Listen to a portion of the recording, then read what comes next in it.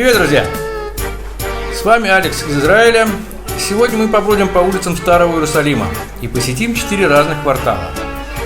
Дорогие друзья, подписывайтесь на канал, чтобы не пропустить новое видео, дальше будет только интереснее. Ставьте лайки и пишите комментарии, свои пожелания и критику. Мне важно знать ваше мнение для улучшения канала. Старый город Иерусалима с успехом умещает на своей небольшой территории все очарование Израиля и Жаркого Востока.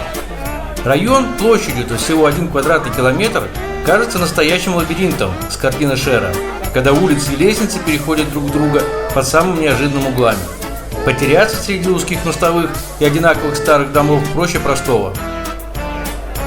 Мостовые старого города, выложенные камнем, скользкие от стертых о них бесчисленных подошв, узкие улочки, на которых идет бойкая торговля, теснота, колоритные религиозные персонажи, атмосфера экзотики и древности, которая кружит вам голову, заставляя петлять по кварталам и разевать рот от всего увиденного. Старый город кажется небольшим, но это лишь иллюзия. На самом деле, ходить по нему можно долго и много, и все равно не увидите всего того, что он скрывает. Живут здесь, да и собственно торгуют в лавках, по большей части арабы, которые могут быть как мусульманами, так и православными. Евреи и ортодоксы проживают на юге старого города и, как я понимаю, не ходят на мусульманскую сторону. Поразительное дело, целых 4 разных квартала – армянский, христианский, иудейский, еврейский и мусульманский – как-то уживаются на одном этом маленьком прямоугольнике, метр на метр квадратный. И что-то мне подсказывает, что так будет еще долгое-долгое время. Когда-то старый город и был всем Иерусалимом, древним городом, столицей народа Израиля, местом, где стояли знаменитые первые и второй храмы. В последующие века и тысячелетия обнесенный крепостными стенами город захватывали персы и арабы.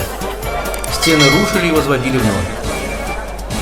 Старый город во все времена оставался местом многонациональным. Здесь, как нигде, проявлялись уникальные ближневосточные принципы компактного проживания. Небольшой район всегда был разделен на 4 квартала – мусульманский, еврейский, христианский и армянский. В середине 20 века старый город был сильно разрушен оккупировавшими его иорданскими войсками, а после шестидневной войны 1967 года восстановлен израильтянами. Каждый уголок старого города буквально пропитан историей.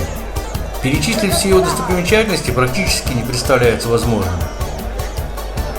В самом его сердце, на возвышении Храмовой горы, лежат важнейшие мировые святыни: Стена Плача, Храм Гроба Господня, мечети Купол Скалы и Аль-Акса. Церквей разных конфессий, мечетей и синагог в старом городе вообще великое множество. Приобщиться к чудесам святого города желают все.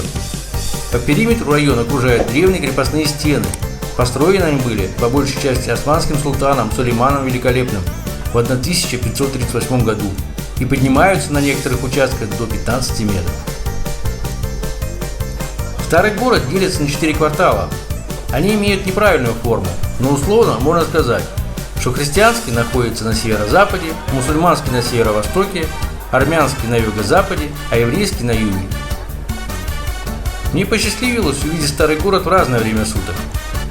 И тихим ранним утром, без толчии и обилия туристов, и в обеденной сутолке, и в вечерних сумерках, так как жил я через дорогу от входа в старый город. Все кварталы довольно разные.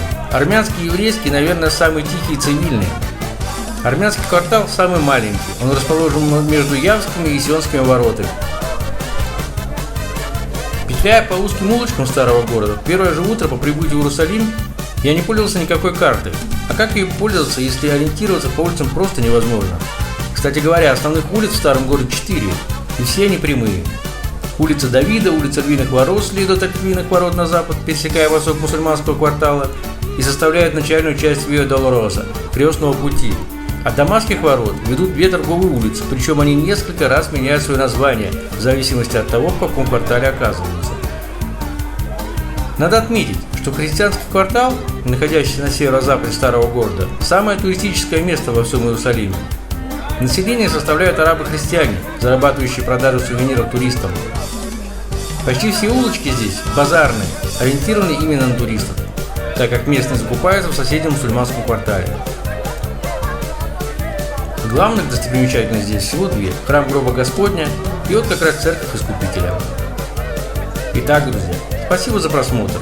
Не забываем подписываться, жать на колокольчик и ставить палец вверх.